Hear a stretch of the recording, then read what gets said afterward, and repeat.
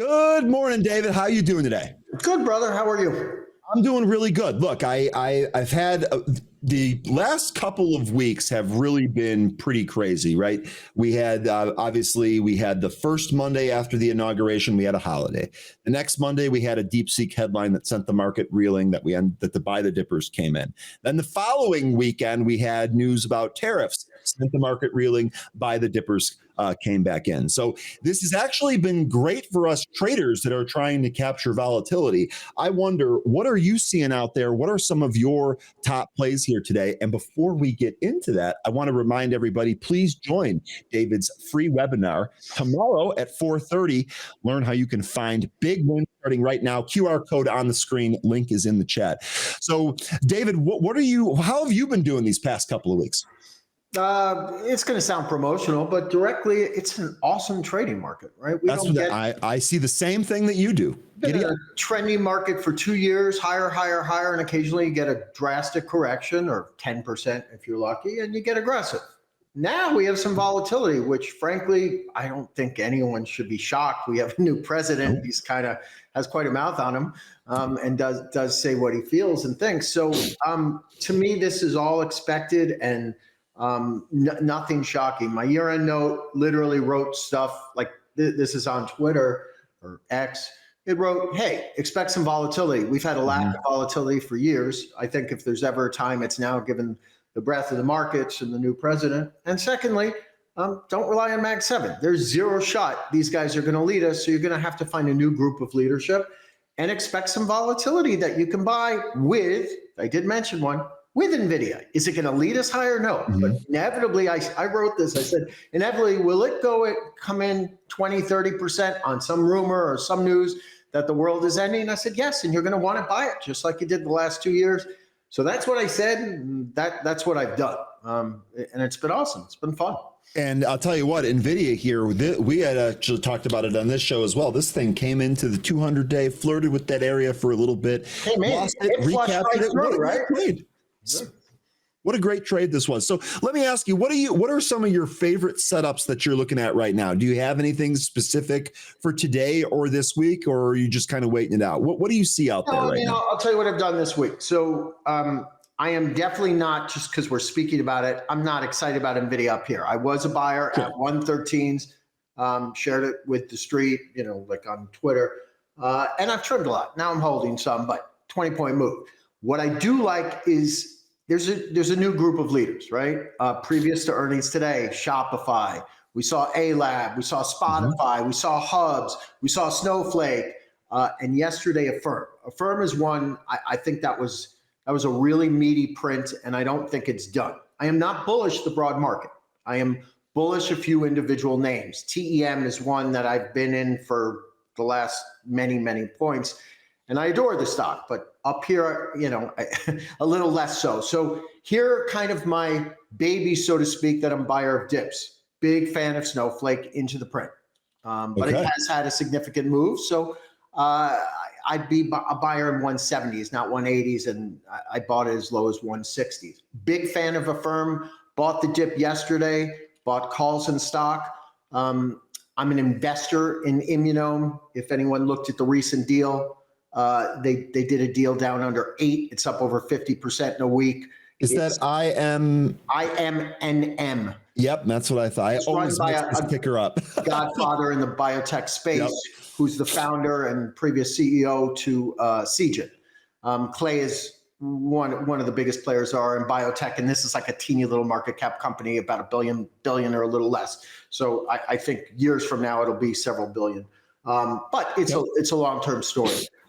Big fan of Snowflake, big fan of Affirm, big fan of using the volatility to buy dips. Not a big fan of the market here and today. Example, last Friday, after getting long TQQ on that Monday, NVIDIA and Snow, I said, listen, it's like we touched 508 in the Qs that Sunday night. Now we're at 530. What are the odds we pull back in the next few days? Didn't say this Friday. So I said, I'm buying Tuesday puts on the Qs. And I'm going to be fairly aggressive because this is 20 some odd points in a week, while we're losing leadership from all the top tech stocks, mainly Mag 7.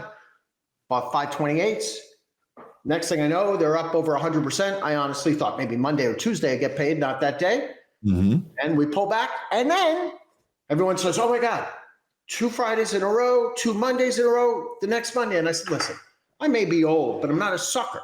Like at 54, I can tell you the odds that it's that easy and we crash Monday are like that. So I actually didn't get heavily short because we all know if it was that easy, I wouldn't be talking to you. I'd be on same course. It's just right. It's not how it works. So I'm using the broad range and effectively. It's been fun. I want to say this: I am not a bull of the overall market, but I'm not smart enough to call the top. Valuations are high. Rates are inflation sticky. Rates are sticky. Our Fed chairman, I heard you say it. Like if he doesn't cut rates one more time, I wouldn't be shocked. And frankly, I don't think the subprime consumer holds up forever. So I'm a buyer, what I like to say, underneath the hood, special stories. TEM's been one, Snowflake's been one. Broad market, I think, has way more risk than reward over the next 12 months. But yeah, I'm net long. So I have no problem saying that, yet I'm net long still. So I'm thrilled that you said that, frankly, because me personally, I'm someone that's been kind of waiting for a sell-off, and I've kind of been waiting for that for probably more than half of 2024. And as you know, that never came. Dude, and so sorry, but I got to say this, and I'm not you sound like you know what you're doing. So you're not missing the guys who do that. The amount they miss on the upside, they never make on the downside. No one ever gets that. Like unless the market crashes 20% in a day, you never make back what you missed, especially because the last part of a bull market is the crazy part. Sorry to interrupt, but you're exactly right. And that's exactly where I was going there, because although I was anticipating this, we have a motto around the show. It's okay to be wrong, but it's not okay to stay wrong. And I realized that, hey, the market's not selling off. If you can't beat them, join them. And so I share the exact same opinion that you do. I think that we're a little bit frothy here. I think valuations are a little bit too high. I think several of these indices like the SPY and the Qs probably need some type of pullback, but we're not really getting that. So instead of being broad-based, I'm actually being very selective about what I trade based on the chart. Sometimes it's a rebound play. Sometimes it's a theme play. And I've pretty much been doing the same thing. So it's great to hear a similar type of opinion here. I do have one specific question on one of the stocks that you named, if that's all right. You were talking about a firm here, and you were pretty clear that you don't think this is done yet. And so the follow-up question that I have is, where do you think the near-term top is here, if you're willing to give that? And if not, what are you kind of looking at for potential reversals? I know when we have Red Dog on, he talks about the Red Dog reversal and how that changes his trades and all of that. What do you see here on Affirmed, or what are you looking for next out of this trade? 90 to 95-ish if the market holds up. Like I'm willing, if we have a 15, 20% pullback, Affirm is not special enough.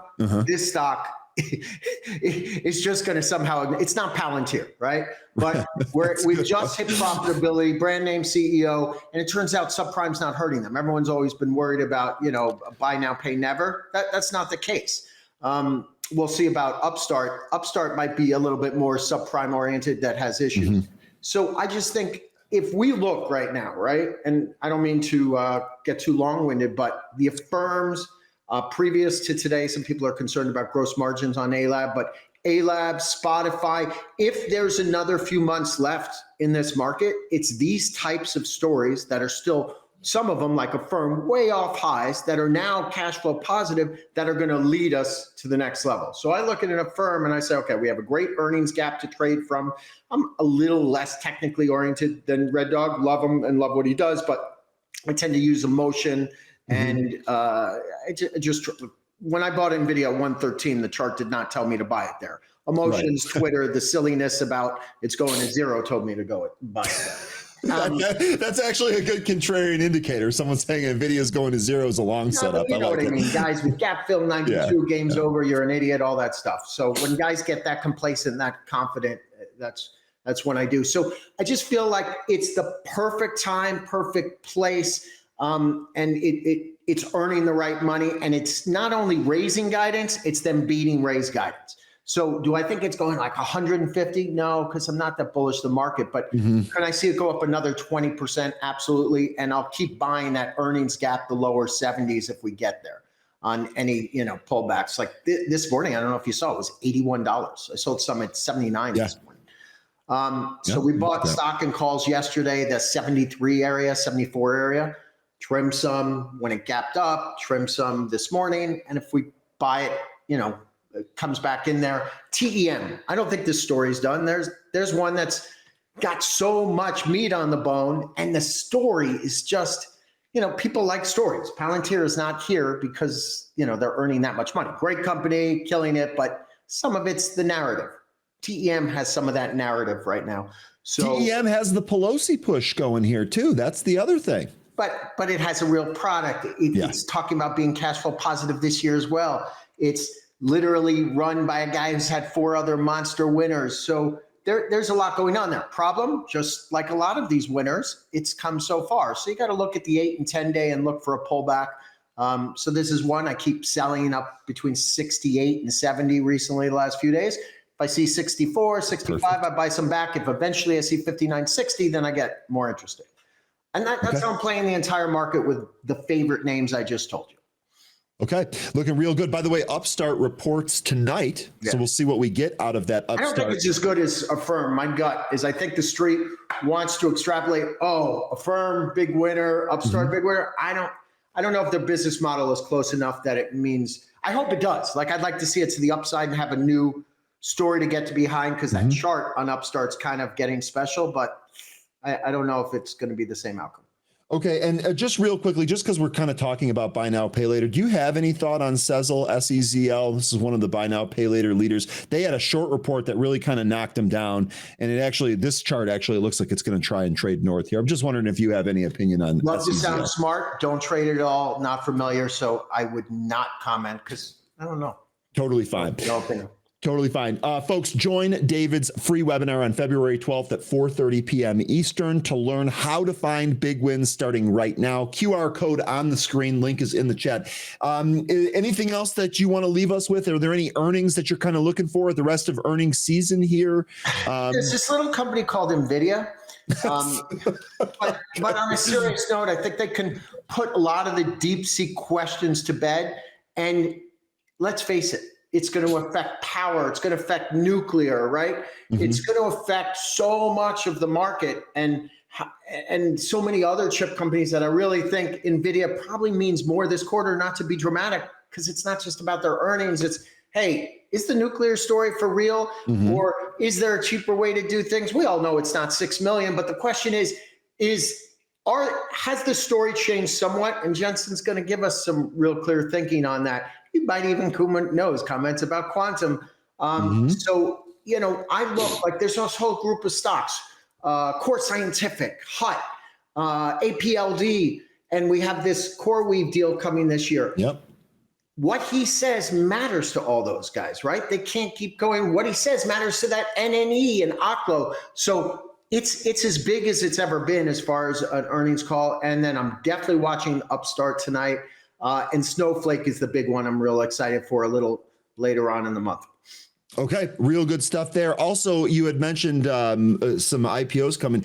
Are you have your eye on companies like Cerebras or Databricks or any of those bigger AI IPOs? Yeah, Databricks, definitely.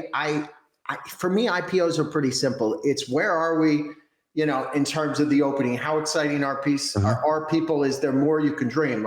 Let's face it, this Reddit turned out to be a gift because people weren't dreaming too big, right? I wish I was smart enough, by the way. I wasn't back Me too. Same with me. I wish I was smart enough. I wasn't. I thought this was going lower. So my point though is I don't get too excited pre the IPO because sometimes there's just not a lot left in it, right? Or sometimes there's tons because people haven't dreamed what this company actually is yet, like the case of Reddit. So that's kind of the way I look at it. And I guess I should say, listen, biotech has been an unmitigated disaster, right? For a trader, it's a no touch. But for an investor, I think it's a no-brainer to have some biotech put away in a long-term portfolio, which we didn't mention. One day, someone's going to wake up and say, because it's been years and years. biotech trains like a broken meme stock at this point. So yeah, it's probably a good investment. You're absolutely right. And one morning, one of your holdings could be looking at a huge buyout. And we've actually seen that a couple of times this year. So, okay, David, really good stuff here. Again, folks, join David's free webinar, February 12th, 4:30 p.m. QR code on the screen, link in the chat. David, really good stuff. Have a great rest of your week. We're going to check in with you next time. All right. Take care, guys.